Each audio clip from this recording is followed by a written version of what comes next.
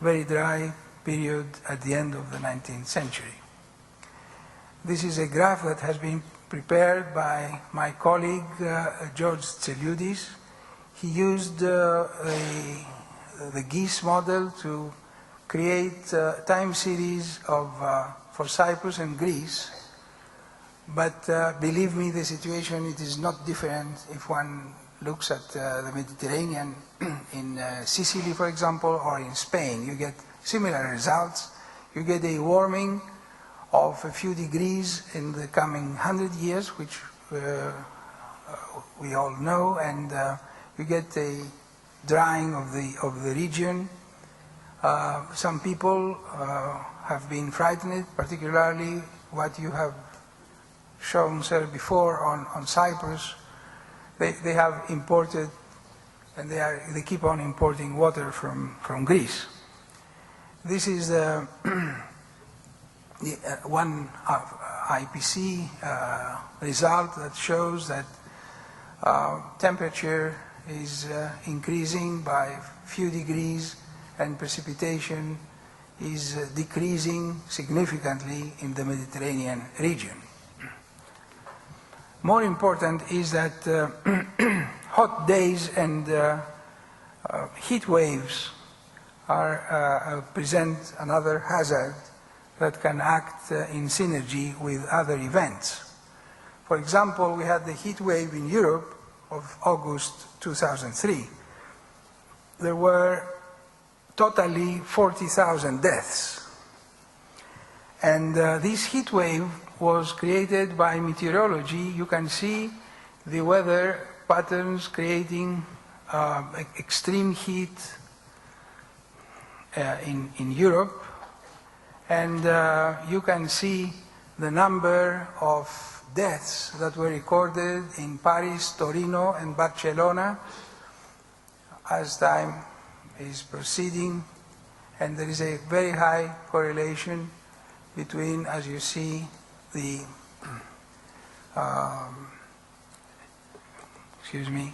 between the heat wave, the air temperature, and the number of deaths. The situation here is it was a common experience in a period of about 2 to 3 weeks, and most people were elder people that have they were not prepared, but they were taking drugs, and usually elder people take drugs which dehydrate them. So without any signal or any information on them being dehydrated, they have been exposed to a heat wave, and unintentionally, of course, they have been exposed to a great danger for death.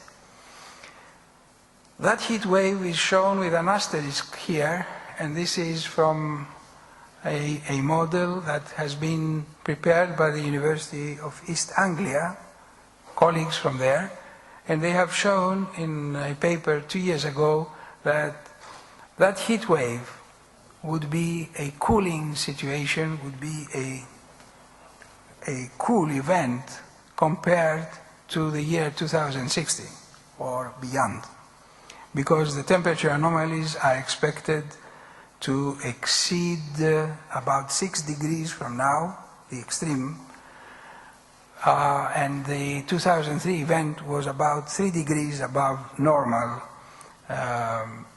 in the calculation, in the observations that have been made. There were 2 more heat waves that struck the region here in 2007. These heat waves, there were 2 small and a big heat wave that have set up the scene also for high risk of forest fires. And talking for the summertime, one can see that the area is also extremely vulnerable to very high levels of ozone, which is an inspiratory threat. So oxidants in the atmosphere in addition to dehydration, in addition to the heat stress, have resulted to deaths for no reason. They have resulted also to setting up a scene of rare conditions for the occurrence of forest fires, which also operate in synergy. So the synergistic effects of the previous event of the heat wave of 2003 had to do with the synergy of medicine, pharmaceuticals, plus the heat wave, plus the oxidants in the atmosphere which were increased. The forest fires that have been observed in 2007 are shown here in Europe. These are the extreme fires that destroyed 2% of the equivalent of 2% of our land, our forests in Greece, mostly in southern Greece, as you can see. They resulted in creating clouds that they were not there, clouds in the atmosphere, and also they are observed in northern Africa up to a height of about 4 and 5 kilometers. It appears that model calculations show that the forest fire risk will increase, and now I come to the synergy of seismic hazards, which somebody may say that what seismic activity would have to do with climate change. It can have, because it can create tsunamis.